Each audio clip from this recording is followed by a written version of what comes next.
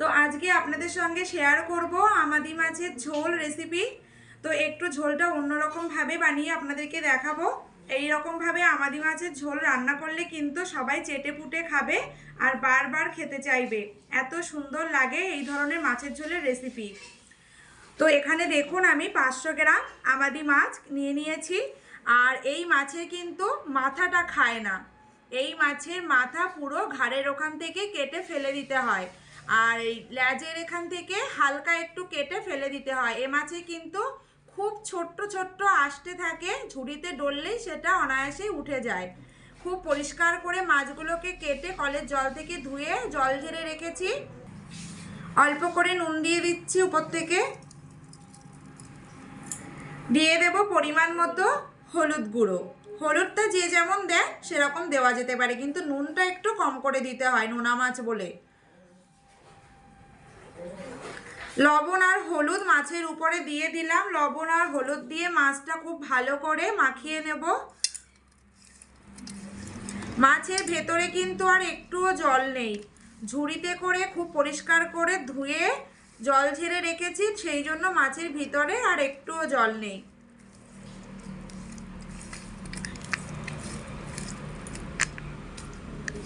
তো নুন আর হলুদ মাছের মধ্যে দিয়ে খুব ভালো করে মাখিয়ে নিয়েছি। এবার আমি উনানটা ধরিয়ে মাছগুলোকে খুব ভালো করে লাল লাল করে ভেজে নেব।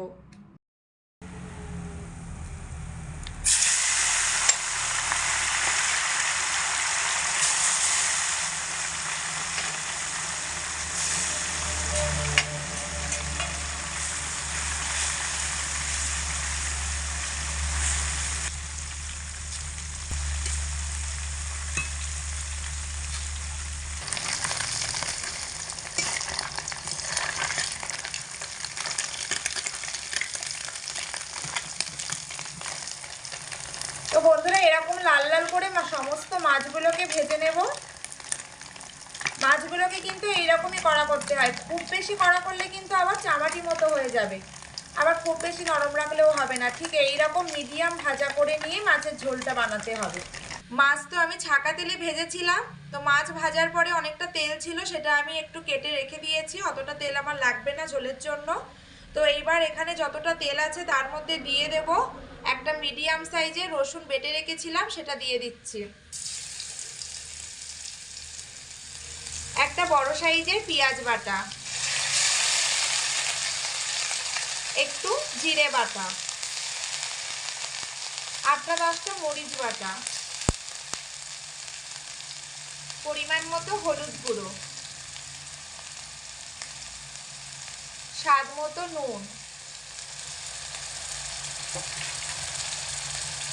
অল্প পরিমাণ ধনেপাতা কুচি,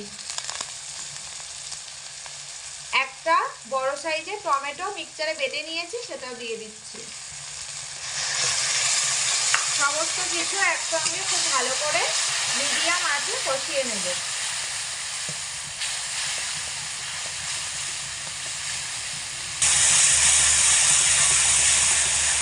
তো দেখুন মশলাটা আমি খুব ভালো করে কষিয়ে নিয়েছি মিডিয়াম আঁচে রেখে। তো মশলা থেকে কিন্তু তেল ছাড়তে শুরু করে দিয়েছে, মশলার কালারটাও কিন্তু পুরোপুরিভাবে চেঞ্জ হয়ে গেছে। তো এইরকম পর্যায়ে এসে আমি এর মধ্যে কিছুটা পরিমাণ সর্ষে বেটে রেখেছিলাম এবং সেটা জলের মধ্যে গুলে রেখেছি, সেটা আমি ছাঁকনিতে ছেঁকে এর মধ্যে দিয়ে দেব।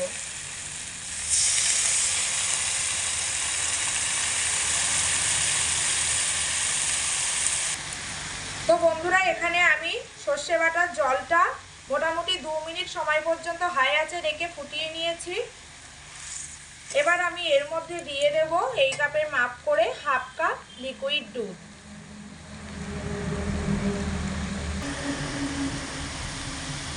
তো দুধ দিয়ে আমি এখানে আবারও ঝোলটাকে 1 মিনিট মতো ফুটিয়ে নিয়েছি।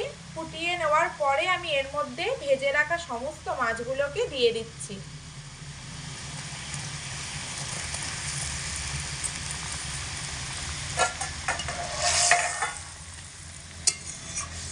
মাছগুলো দিয়ে দিলাম ঝোলের মধ্যে। এবার আমি এর মধ্যে একটা ঢাকা চাপা দিয়ে মাছটাকে মোটামুটি 5 মিনিট সময় মতো মিডিয়াম টু হাই আঁচে রেখে ফুটিয়ে নেব।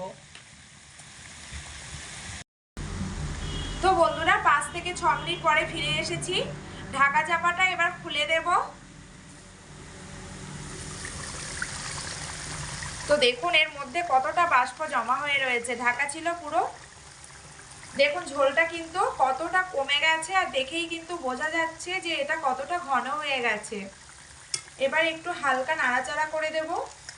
এই দেখুন ঝোলটা কিন্তু একদম পরিবেশন করার জন্য ঠিকঠাক ঝোল হয়েছে, এর থেকে আর কমালে কিন্তু এটা আর হবে না। ঠিক আছে, এবার আমি এই পর্যায়ে এটাকে উনান থেকে নামিয়ে নেব। তো দেখুন বন্ধুরা ঝোলটা কত সুন্দর হয়েছে, খেতে কিন্তু দারুণ লাগে। আর এই বর্ষাকাল থেকে শুরু করে শীতকালের শেষ পর্যন্ত এই আমুদি মাছ কিন্তু হাটে বাজারে এক লাগারে আপনি পেয়ে যাবেন। আর এই মাছের ঝোল কিন্তু এইভাবে রান্না করে খেতে হয়, ধনেপাতা কুচি টুচি দিয়ে সমস্ত এই যে মশলা আমি দিলাম সব কিছু এইভাবে রান্না করে এই ঝোল বানালে খেতে দারুণ লাগে গরম ভাতের সঙ্গে।